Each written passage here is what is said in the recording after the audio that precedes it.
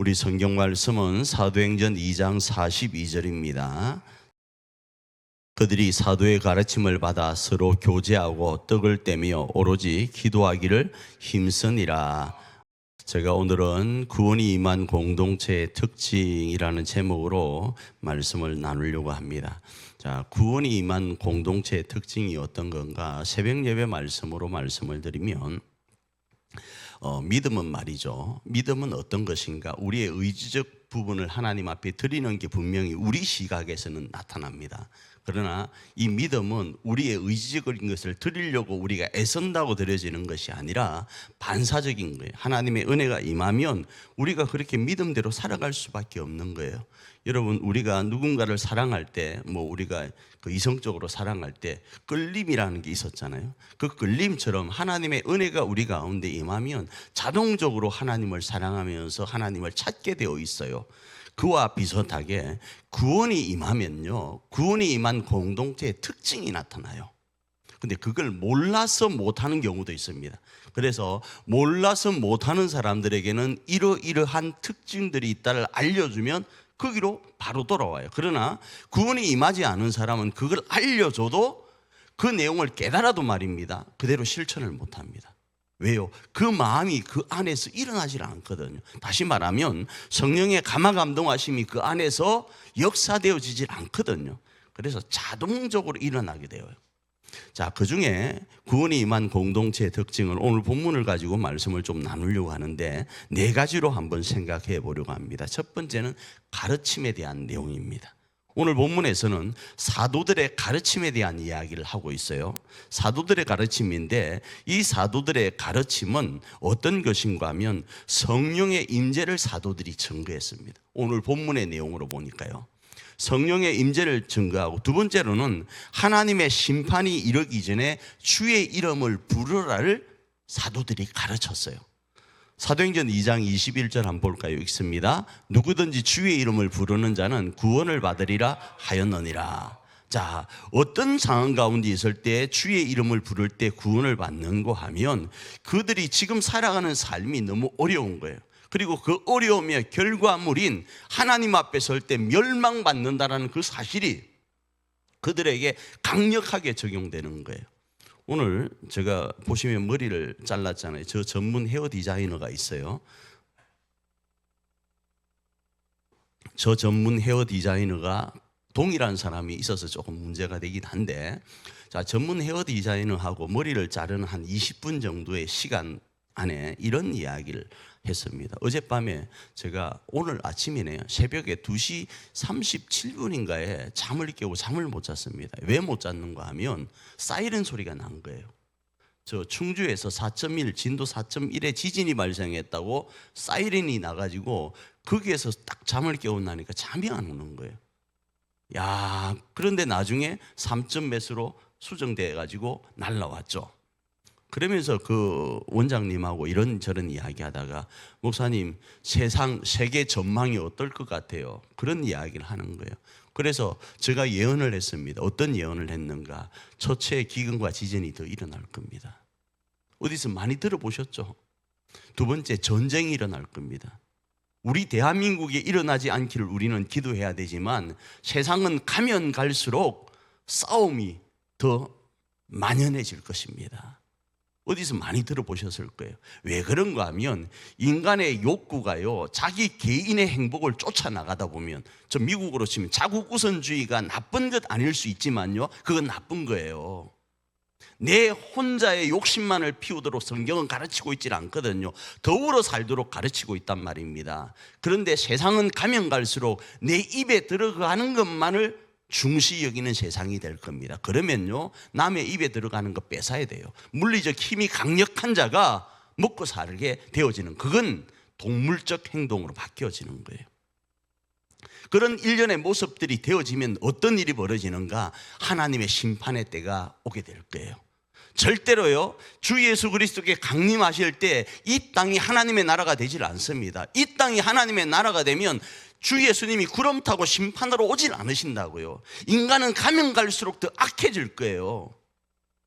그건요, 우리가 그렇지 않기를 원해서 지금도 주 예수님을 증거하고 있습니다. 세상이 좀 더 하나님 나라가 되도록요. 그런데요, 또 한편으로는 그럼에도 불구하고 세상은 더 악해질 걸 아니까 저 영원한 하늘나라까지 전하는 거예요.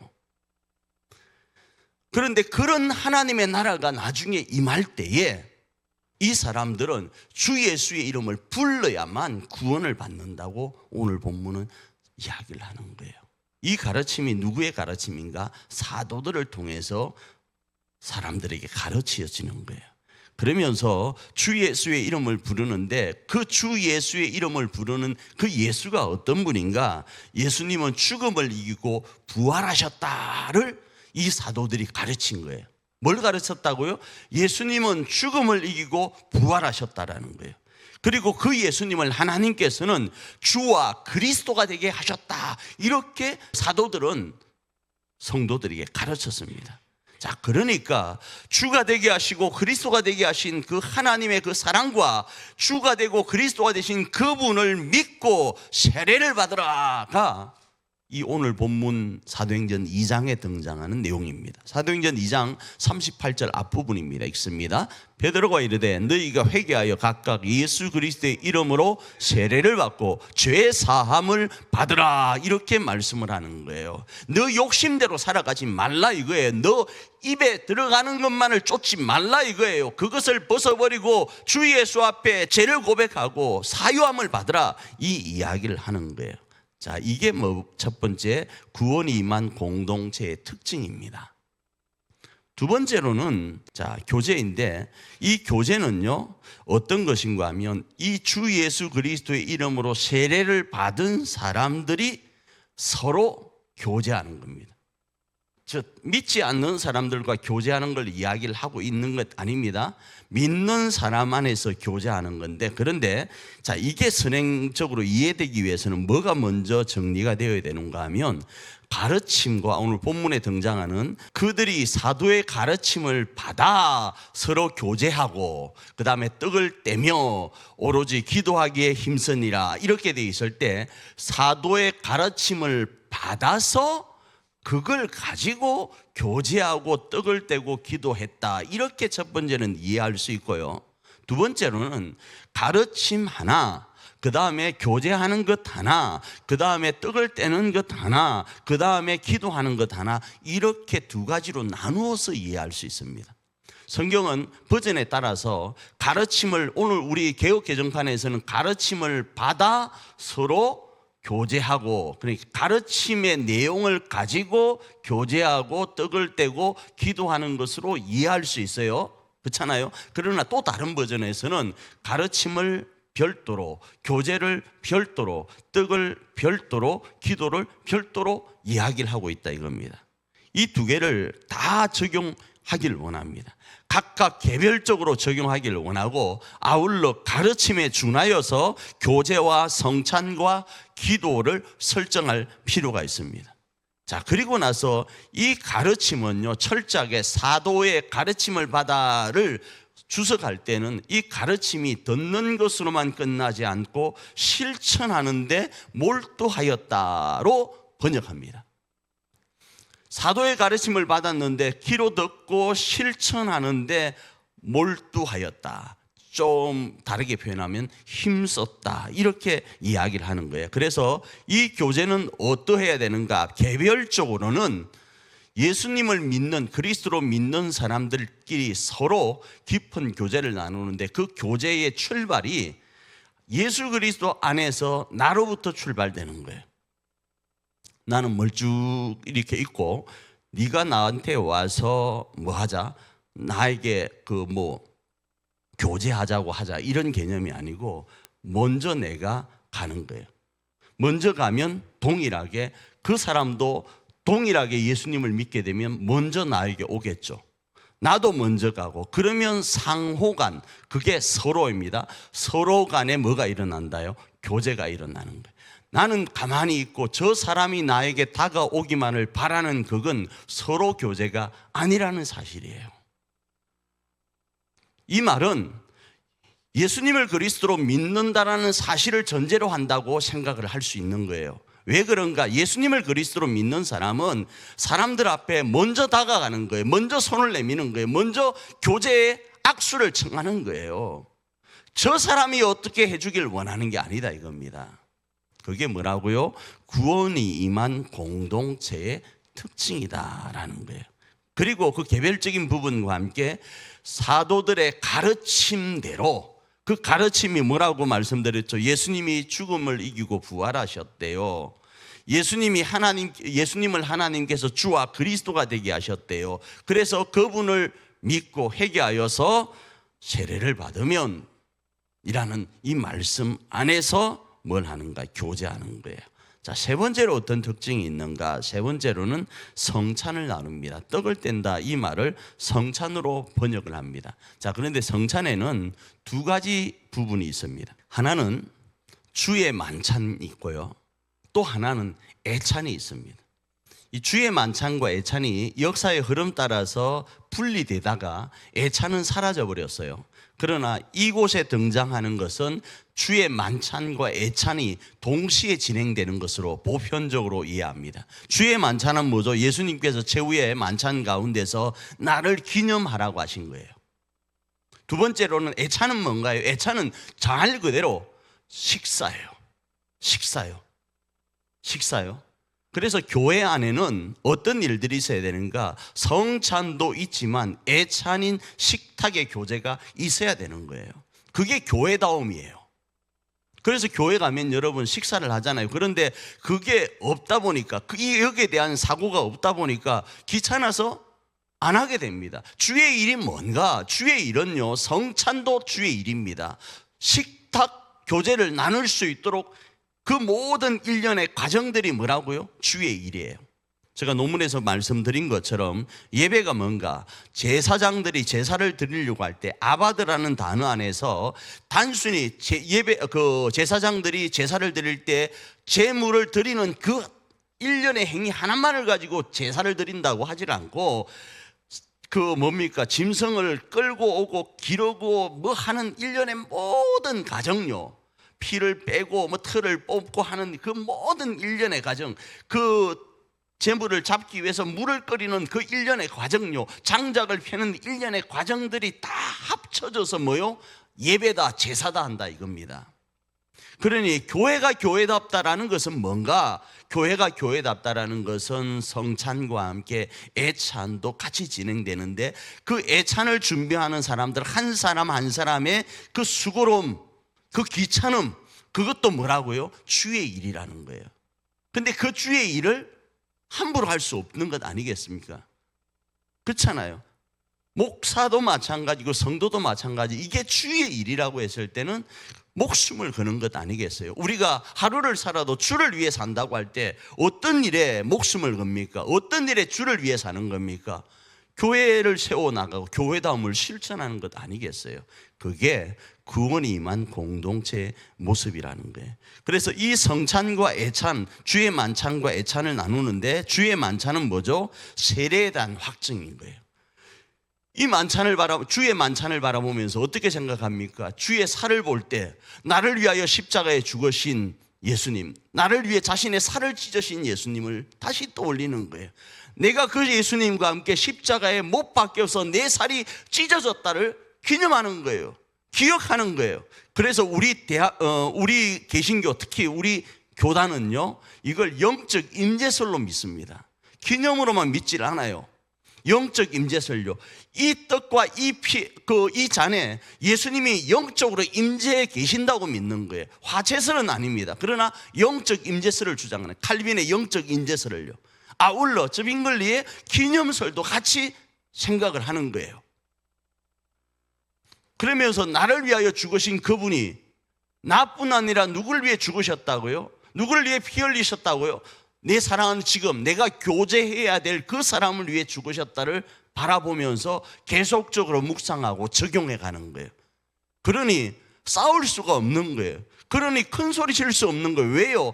나도 그러지만 저 사람도, 저 사람을 위해서 주님이 이 떡을, 이 살을 찢으셨구나, 이 피를, 이 잔을 흘리셨구나를 생각하니까 주님이 그렇게 하신 사람을 우리가 함부로 대할 수 없는 거예요. 아울러 내가 그 주님이 십자가에 못 박혀서 살이 찢어질 때 나 역시 십자가에 못 박혀서 죽었구나를 생각하면 죽은 내가 이곳에서 어떤 반응을 할 수 있냐 이겁니다.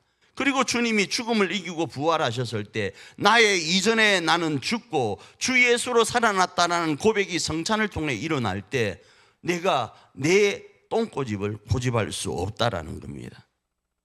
예찬은 뭐라고요? 우리가 그리스도 안에서 하나다. 서로가 상대에게 그리스도인의 역할을 감당하는 거예요.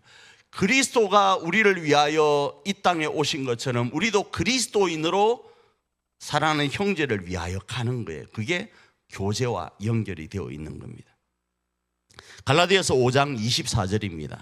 읽습니다. 시작. 그리스도 예수의 사람들은 육체와 함께 그 정욕과 탐심을 십자가에 못 박았느니라. 이렇게 말씀을 하고 있는 겁니다. 그 다음 네 번째입니다. 네 번째는 뭔가 하면 기도예요. 자, 그러니까 구원이 임한 공동체의 특징, 첫 번째는 사도들의 가르침, 두 번째로는 교제, 세 번째로는 성찬, 네 번째로는 기도인데, 이 기도도 마찬가지로 기도와 성찬과 교제와의 관계가 두 부분으로 나뉘어집니다.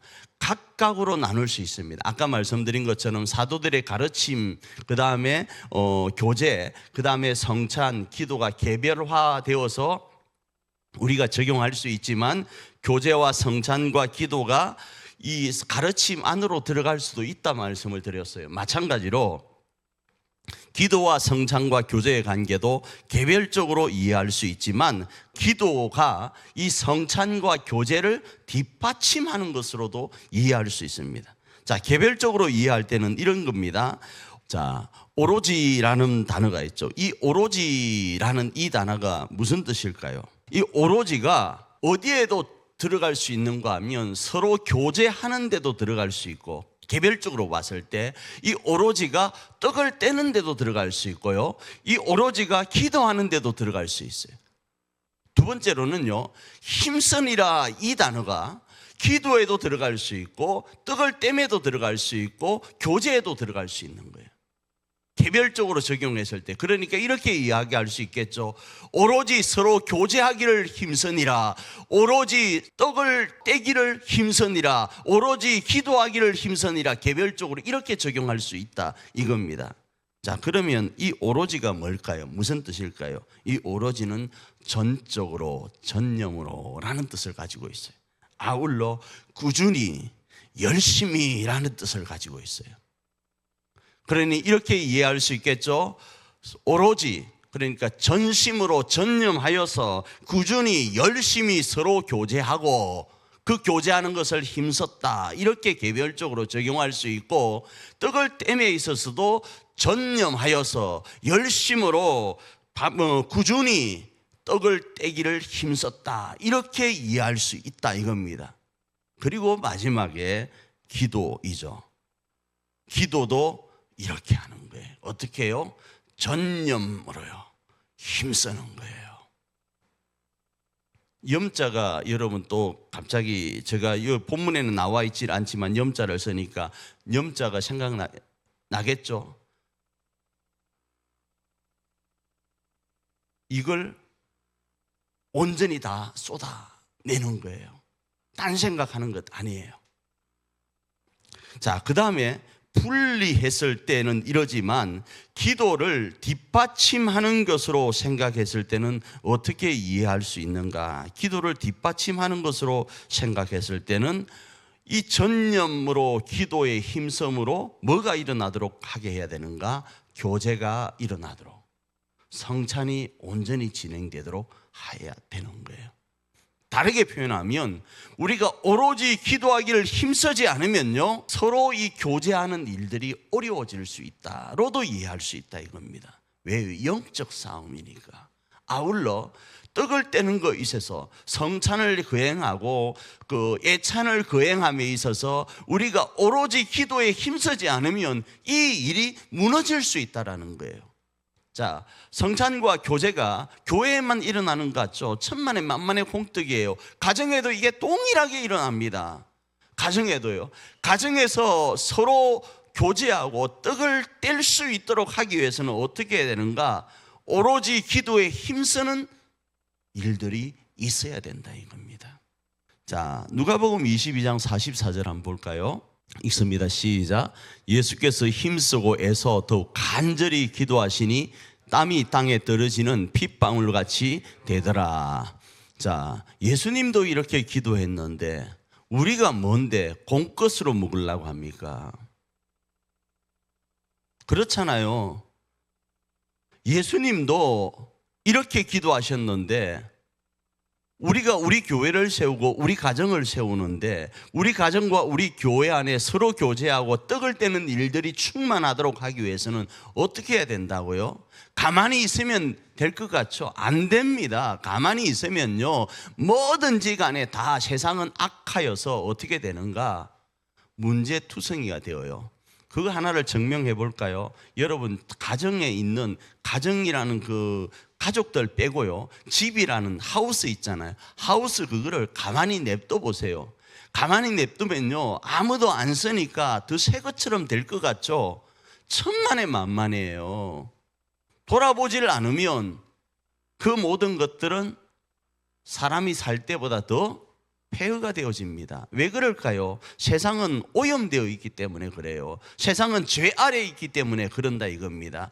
그래서 우리는 더욱더 매일 밥을 먹는 것처럼 어제 먹었는데 오늘 또 먹어요. 저는 삼식이라 아침을 먹었는데 점심을 먹어요. 점심을 먹었는데 저녁을 먹어요. 그래서 사모님한테 지키기도 해요. 그런데 먹어야 됩니다. 왜요? 배가 고프니까. 그래야 사니까. 그런데 오롯이 기도에 힘쓰는 이건요, 더 중요하다 이겁니다. 그래서 주님은 오늘 본문에 나오는 것처럼 더욱 간절히 기도하시는 거예요.